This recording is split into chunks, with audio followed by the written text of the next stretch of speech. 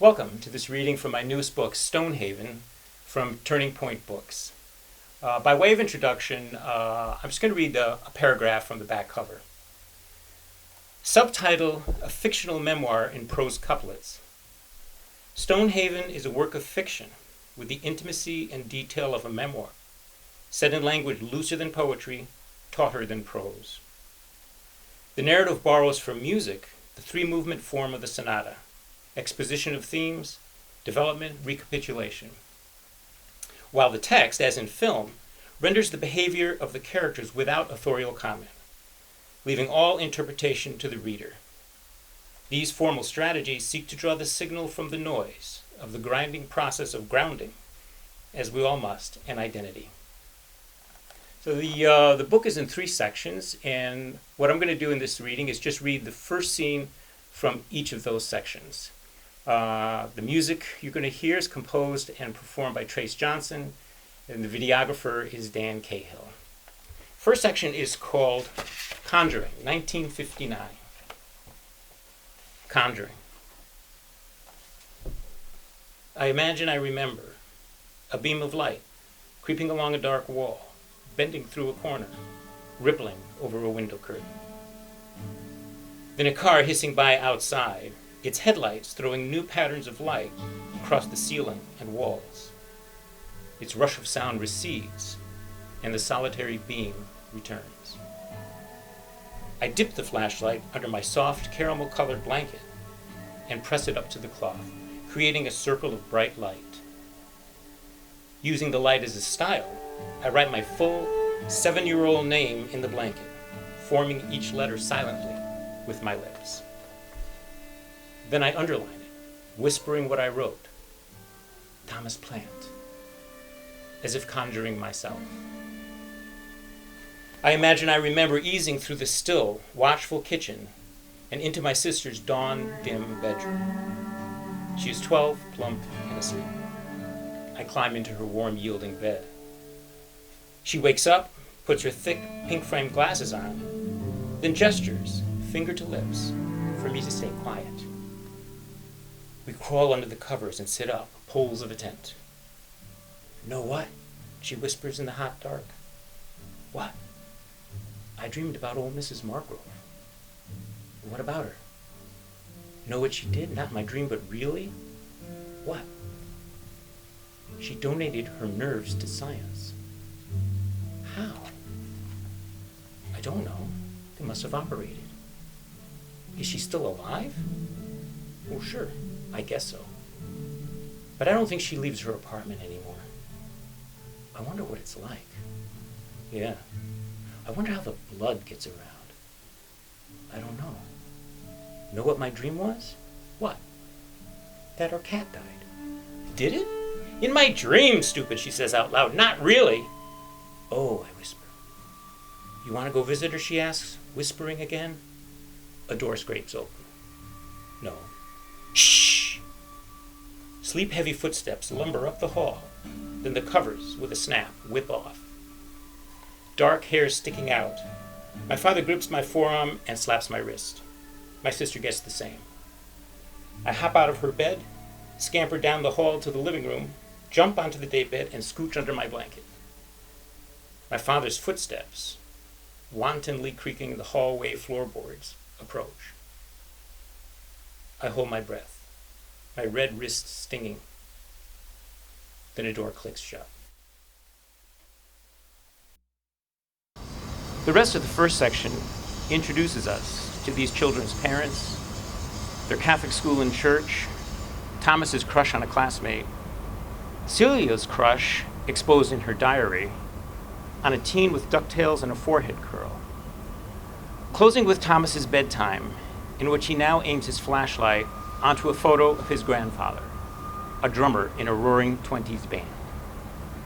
The second section is called Adventuring, Summer 1960. Adventuring. I imagine I remember a screen door slapping shut behind me as I plunged down our rickety outdoor back staircase wearing a Zorro mask. I leaped the last 3 steps, my Zorro cape fanning out, then jerk this way and that in the backyard, challenging all comers. Ha, ha, sit, sit, sit. A cork safeguards the tip of my plastic fencing sword. I mount an invisible horse, rear back, then charge toward the 2 maple trees that front our house. Their wide green leaves, as I thunder past, dart up in a summer breeze like a school of startled fish. I gallop around our property fence and, whipping my horse, bound down a paved drive that runs alongside our house and leads to the Stonehaven Town Park behind it. A frightened scream makes me draw rein and look toward the swift, narrow river that, beyond a chain-link fence, borders the park. On the riverside of the fence, scrambling along the bank, little Donnie Pistilli, trying to escape, screams again. He dives into a hollow scooped beneath the fence, but the 3 big kids chasing him catch his scrabbling legs. Donnie grabs the fence and grips it so ferociously that the big kids, yanking his legs, merely raise him parallel to the ground. Other little kids jump off the swings, seesaws, slides, and jungle gym, and clustering on the park side of the fence, watch Donnie struggle on the riverside. My horse vanishing, I run and join them. I arrive as Donnie, finger by finger, gets torn from the fence grid. He flaps to his belly, flips onto his back, and kicks wildly at his attackers, who back off. Suddenly free, Donnie scrambles up, but trips over his now unrolled dungaree cuffs and tumbles down the soft, muddy bank toward the rushing river. The 3 big kids mud ski after him and grab 3 of his limbs. Donnie, awkwardly elevated, twists violently as the boys count to 3, then toss him, flailing and screaming, out over the shallow, rock-infested water. On the Kasplush, a gang of big kids farther up the park side of the fence cheers. That'll teach you. Next time you'll show some respect for your big sister. The 3 big kid attackers wriggle under the fence and rejoin the crowing gang. One of the attackers, sporting ducktails, a forehead curl, and a wayward grin, sneaks up behind busty Pam Pistilli and snugs a wet, muddy arm around her waist. 2 shits, Pam protests, batting him and squirming in a mock attempt to escape. 2 shits, holding firm, laughs at her blows. Watching from the edge of the big kid gang, my sister fingers her diary key on its chain. Then a little kid hiccups. 2 shits turns to the tight, hiccup-betrayed knot of us grubby little kids. Looks back to the loose, edgy, thrill-seeking gang of big kids, and whooping leads a sudden attack. I stare in disbelief at the horde of big kids charging toward us in full war cry until, as if detonated, we all bolt off screaming like bomb fragments. Dressed up as Zorro, I get singled out and surrounded by towering big kids. Want a little swim? One of them sneers. I jab at the big kid with my sword. Stand back, I cry. The big kids guffaw. Zorro, how are you going to leave your mark with a cork on your sword? Well, my mother's afraid I'm going to poke somebody's eye out. Aw, his mommy's afraid he's going to poke somebody's eye out. They close in and I thrash my sword. I hope I do. My sister reluctantly steps in. Come on, leave him alone. If his outfit gets ruined, I'll get in trouble. 2 shits steps back from my sister and looks up and down her chubby body. Big trouble, he says. Pam snorts, and everybody laughs.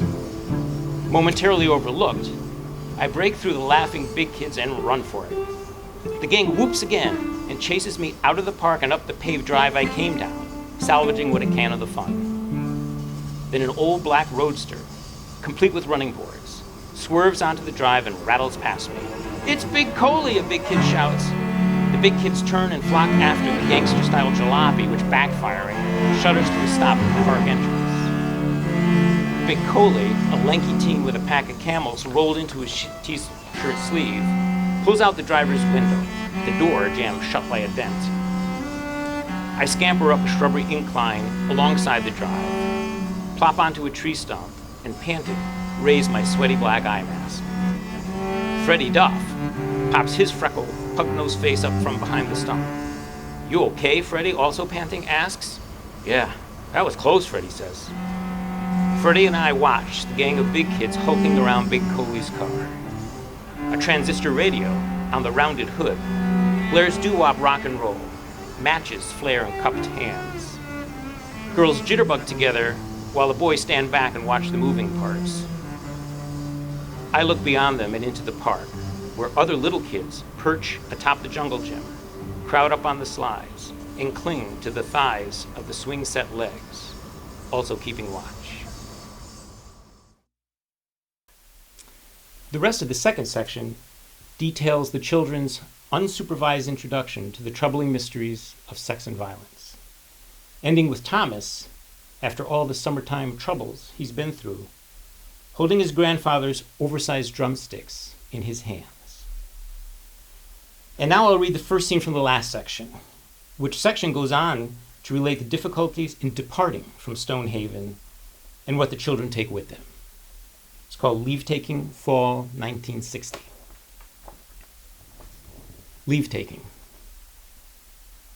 I imagine I remember dry leaves scurrying through the dark, empty schoolyard as my mother, her coat flapping in the chilly wind, chimes the back doorbell of the old stone convent. Footsteps approach from inside, and I edge behind my mother. Then the brass doorknob turns, and the heavy oak door shudders in. A pale face, haloed by silver hair, appears in the door crack, bodiless as a face in a hand mirror. "Hello, Sister Marie," my mother says. The nun's old face crinkles into a smile. "Mrs. Plant, please come in." No, I just want to leave this for the sisters." From a large hat box, my mother removes a wreath woven of pine boughs. "An Advent wreath," Sister says, marveling over it. "You never fail." Two bare, loose-skinned forearms emerge from the darkness to accept the wreath. "And the candles," my mother adds, lifting 3 wine-colored and 1 white from the box.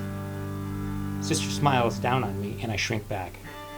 "You have such a wonderful mother." "Thank you, Sister," my mother says, "but I'm afraid this will be my last Advent wreath for you." "Oh?" "Yes, my husband started a new job selling life insurance, and he's just been transferred, so we're moving to Utica, New York." "Oh?" "We're so excited. We're buying a house in the suburbs. Thomas will have his own room." "Oh, well, that's wonderful. How soon do you leave?" "In just a few weeks. It's been happening so fast. You'd think Arthur was born to sell life insurance. Why, in just 3 months' time, he's risen to the top of his team. And now this. We found a nice Cape Cod with a dormer and 2 weeping willow trees. A welcome wagon will stop by. There are good schools, a little league, scout troops. The former owners are leaving a few appliances, which will help us get a start, and everything is so clean. We'll miss you, and Thomas and Celia." Sister frowns at me. "You won't forget everything the good sisters taught you?"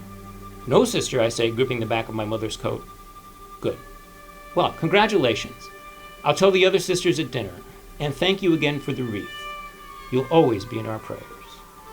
Good night, Sister." "Thomas?" "Good night, Sister," I say. Sister, hands filled, snuffs the door closed with her black shoe. My mother tucks the hat box under her arm and taps away. Losing my grip on her, I hurry to catch up when something dark and wet grabs me from behind. I scream, battle free, then run to my mother, who, turning around, laughs. Safe in her arms, I look back to 3 black nun habits that, pinned to a clothesline strung from the convent to a bare tree, flap emptily in the sharp November breeze. Thank you.